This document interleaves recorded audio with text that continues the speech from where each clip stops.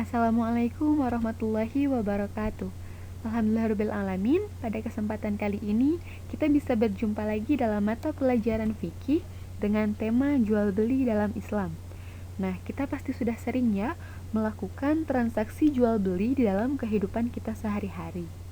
Sehingga kita perlu mengetahui jual beli dalam Islam, jual beli yang sesuai dengan syariat Islam. Mari kita simak materinya sebagai berikut.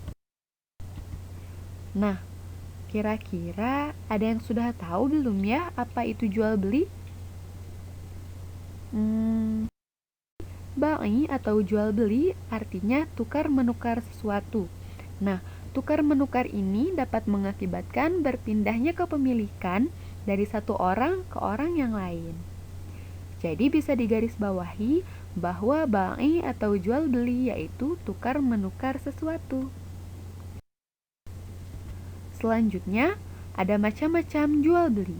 Nah, jual beli terbagi ke dalam 3 macam. Yang pertama yaitu bai musyahadah, yang artinya proses transaksi jual beli di mana penjual dan pembeli bertransaksi secara langsung atau barang yang dijual terlihat langsung oleh penjual dan pembeli.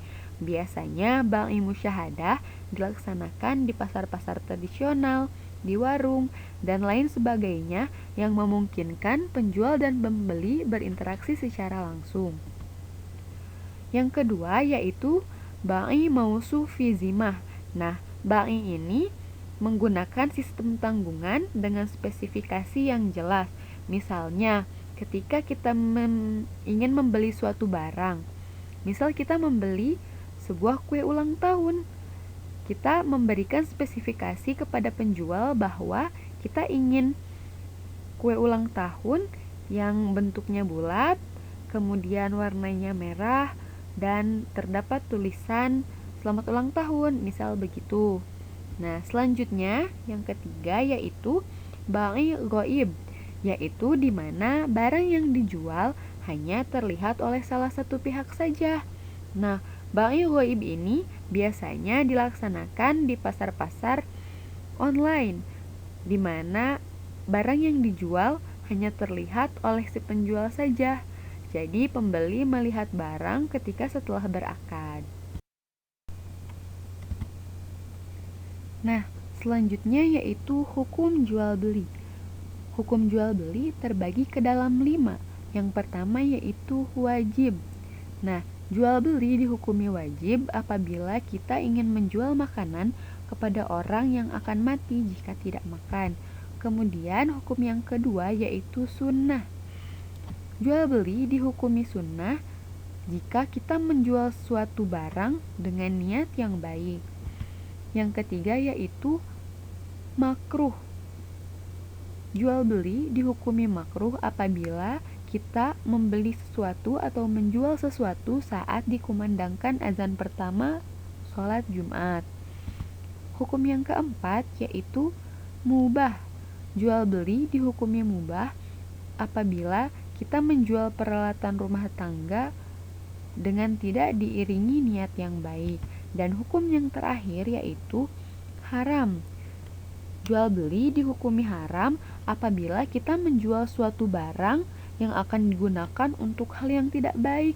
Misalnya, kita menjual pedang kepada seorang pembunuh dan menjual anggur kepada pabrik khamr, maka itu dihukumi haram. Selanjutnya yaitu rukun jual beli. Nah, rukun jual beli ada 3. Yang pertama yaitu akidain atau adanya penjual dan pembeli. Yang kedua maqud ilaih, yang artinya ada barang yang dijual. Dan yang terakhir yaitu sighoh, yang artinya adanya akad jual beli. Selanjutnya ada etika jual beli.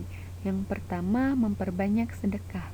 Ketika kita sedang melakukan transaksi jual beli, maka kita harus meniatkan untuk bersedekah, baik ketika kita menjadi penjual ataupun menjadi pembeli, agar jual beli yang kita lakukan bisa diberkahi begitu. Kemudian yang kedua yaitu mencatat transaksi utang piutang. Jadi ketika kita melaksanakan jual beli, kemudian terdapat transaksi utang piutang, maka transaksi tersebut harus dicatat agar tidak terjadi suudzon kepada salah satu pihak. Yang ketiga yaitu menjauhi sumpah walaupun jujur. Jadi sebagai seorang muslim tentunya kita sudah tahu bahwa kita tidak boleh dengan mudah bersumpah begitu, karena itu bukan perbuatan yang baik. Selanjutnya yang keempat yaitu dermawan dalam transaksi. Jadi misalnya kita menjadi seorang penjual, kita juga tidak boleh menjual barang dengan harga yang terlalu tinggi.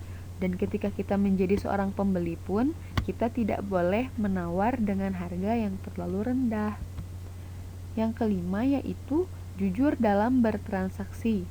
Nah, kita harus jujur dalam bertransaksi. Kita tidak boleh melebih-lebihkan spesifikasi dari satu barang dan tidak boleh mengurang-urangkan juga. Jadi harus sesuai dengan apa adanya keadaan barang yang dijual.